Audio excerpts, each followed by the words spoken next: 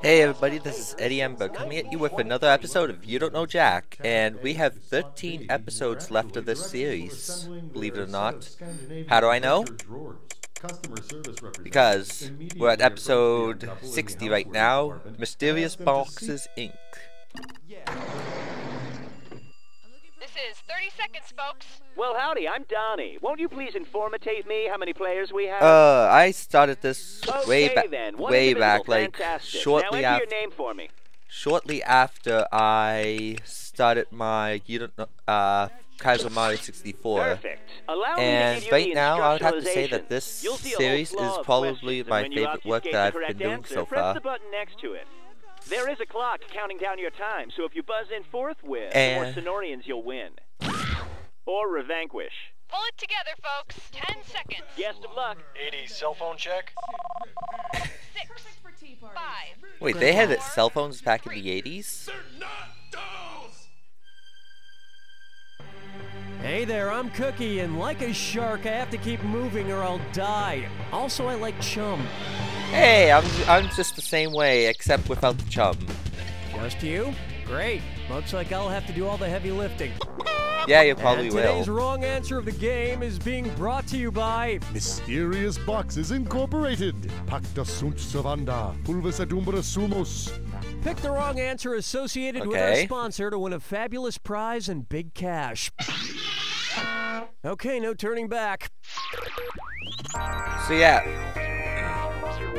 Now I realize what some of you are thinking. I've missed some episodes for this. I could eat a whole mother goose.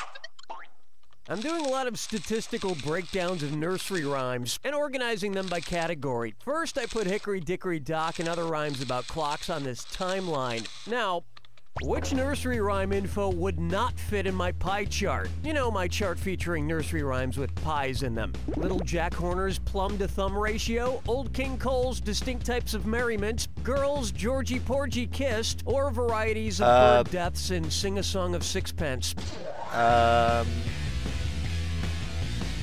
I think it's number Time is short. 2.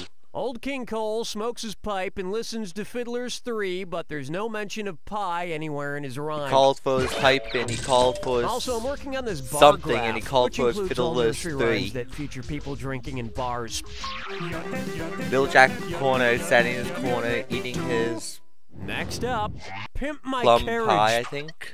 Hey, ever watch MTV's Spring Break coverage? I keep it TiVo'd and watch it every Tuesday. This week I'm watching Spring Break 2010 where they wrap a guy and a girl up in a fantasy burrito. Anyway, if MTV did a show about Amish people called MTV's Room Springa Break, what would you hear in an episode? Yahoo! This is the week we choose a mate! The girls go wild with this butter churning marathon! Woo! We have freedom to visit the outside world! Or, we're in mourning! No.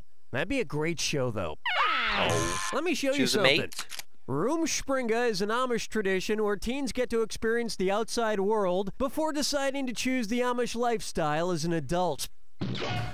And once they realize the outside world is made up of MTV shows like Pranked, The Hills, and 16 and Pregnant, they gladly return to the Amish lifestyle.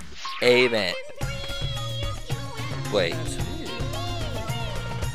Say hello to Heather Has Two Motherlands.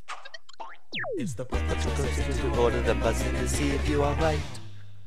Question. Okay, this one's super easy if you ask me, but I'm contractually obligated to throw in an extra $1,000 for a correct answer. I'm probably going to get it wrong anyways. Place these Russian dolls in order from oldest to youngest. Yeah, I'm going to get this Anna wrong. Kournikova, Anton Chekhov, Mikhail Gorbachev. Gorbachev, Chekhov, Kournikova. Gorbachev, Kournikova, Chekhov. Chekhov, Gorbachev, Kournikova. Or Chekhov, Kournikova, Gorbachev. 2. Your head is a lot like Russia. Really big, not a whole lot in it. Now pay attention. Anton Chekhov, the playwright, was born in 1860, Mikhail Gorbachev, the politician, in 1931, and Anna Kournikova, the tennis player, in 1981. This also just so happens to be the order from least attractive to most attractive. Well, see, I was thinking that it was Chekhov from Star Trek. Open wide for Pain in the Slash. Because he's been killing the longest, which of these serial killers is closest to being able to retire and collect his serial killer pension? Freddy Krueger, Jason Voorhees, Michael Myers, or Chucky?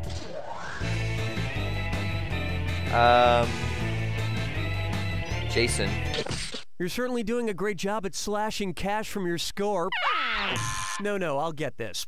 The iconic movie slasher starred in his first Halloween movie in 1978, earlier than any of these other characters. The serial killer pension is a pretty good one, $3,500 a month plus access to an anger management counselor, whom you may choose to murder. Where's the vibe, girl? Rock my world, girl. Ooh, yeah. I call this one, Thank Dog It's Friday, and stop panting, it's a dis or dat. I should have chose Chucky for the I'm gonna read off 7 boxes. names. For each one, I want you to tell me if it's a breed of dog, a famous religious figure, or both. If it's a dog, press 1. If it's a religious figure, I might be able to press do this. 2. If it's both, press 3. Each right answer blesses you with $300. But get one wrong and you're $300 deeper in the doghouse. You've got 30 seconds to finish. Ready? Let's go. Sharpay, Lao Tzu, Saint Bernard, Vizsla, Zoroaster, Bouvier de Flandre, Xoloitzcuintli. Quintly. Well, I got 4 of them. Praying to a dog might not have been a bad idea. Come to think of it, you should have really tried praying to anything. Oh. Fat Apollo, I pray to you that I get really good at this game. If anybody doesn't know who Fat Apollo is, go look it up on YouTube right now. Long to round 1. And from the look of your score, we didn't get out of there soon enough. You should be ashamed for not knowing who Fat Apollo is because he's freaking awesome. Just go look him up on YouTube right now. Keep an eye out for the wrong answer of the game. It's still out there. Let's see what's in store.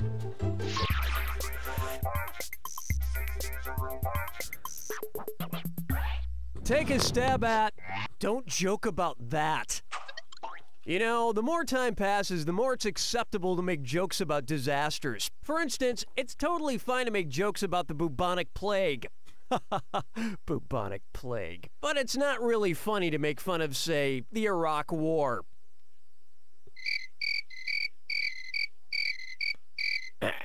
With that in mind, considering the timing of some of the world's most famous disasters, which of these tasteless jokes most merits a too soon response? Knock knock, who's there? The Chicago Fire! Take my Lindbergh baby, please! The Titanic walks in and the bartender says, "You're Titanic is 400 Why did the years. Hindenburg crash into the road?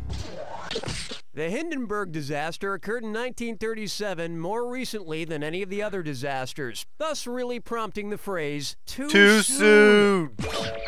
Wow. And you'll be saying, "Oh, the humanity" at the Zany Hut next Friday, where I'll be doing jokes like these that will be sure to offend you on multiple levels. Okay, guys, that Fat Apollo reference I made, And now, I can't believe how... If a Subway footlong costs $5, wow. and they come out with a new halibut sub that's as long as the USS Halibut submarine, which is 350 feet, then how much would you expect to pay for one? $1,750, $1,890, $2,001, or $3,500? With tax, it would be... Did you know that Jared lost 245 pounds of fat by eating Subway sandwiches? Maybe your fat head should try a Veggie Delight right about now. Watch how easy this is.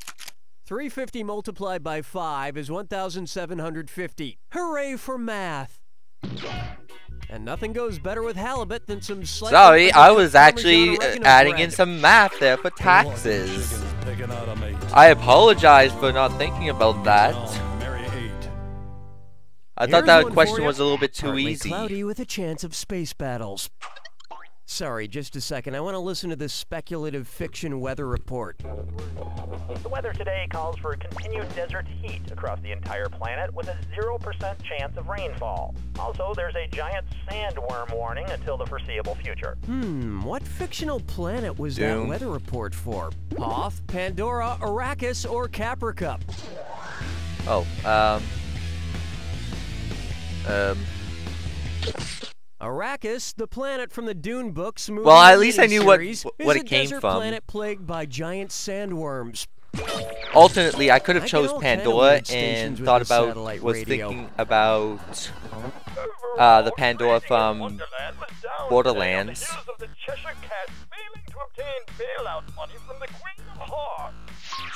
Alternately, has anybody actually seen the Borderlands 2 Let's try DLC? tongue Pandora twisters. is going green. And speaking of tongue twisters, which tongue twister would anger a copy editor? Betty Botter bought a little bit of butter? How much wood would a woodchuck chuck? Unique New York is very unique. Or Mommy made me masticate my M&Ms. Copy editor? Watch the clock. Morons make multiple mistakes. Unique This New would've York worked. is very unique. Unique means that something is one of a kind. Therefore, it's either unique or it's not, but nothing can be very unique. Although, to be fair, any tongue twister would upset a copy editor as they are devoid of any mirth or whimsy. Hold me, never let me go.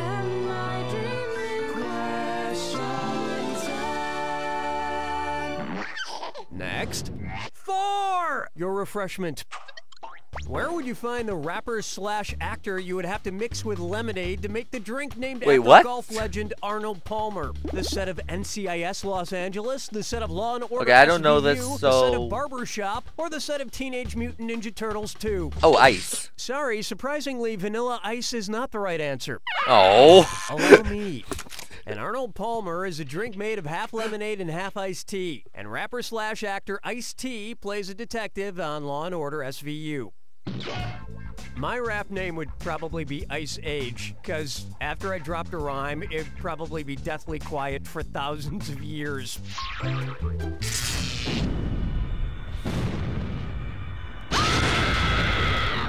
Welcome to the attack. When Go you see Ninja, two go clues Ninja, that go. match, I wish I could press the say more, number but I'd probably 1. get 4,000 iced if you're tea right, down but you down lose my 4,000 if you're wrong. And one more thing.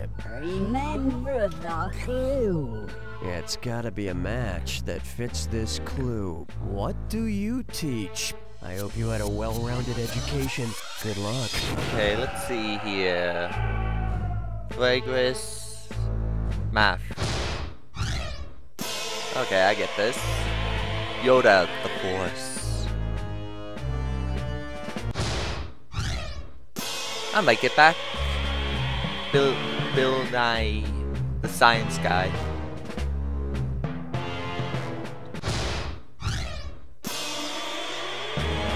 Mr. Miyagi, karate. Soviet Snape, potions class.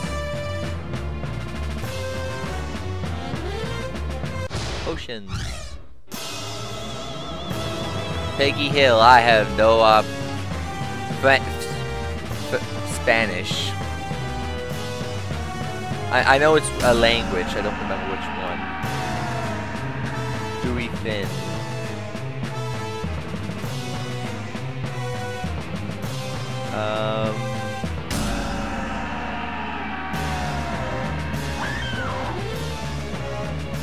Spanish, there it is.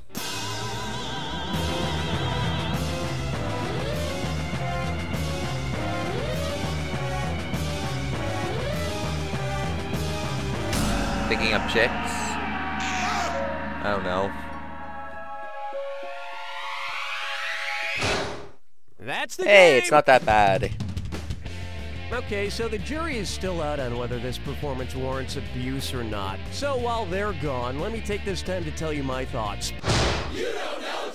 Oh, they actually used the name as the insult. All right, then. Have you any tinkling for jumping back into the proceedings? Okay, let's do 2 more episodes. Quick cut.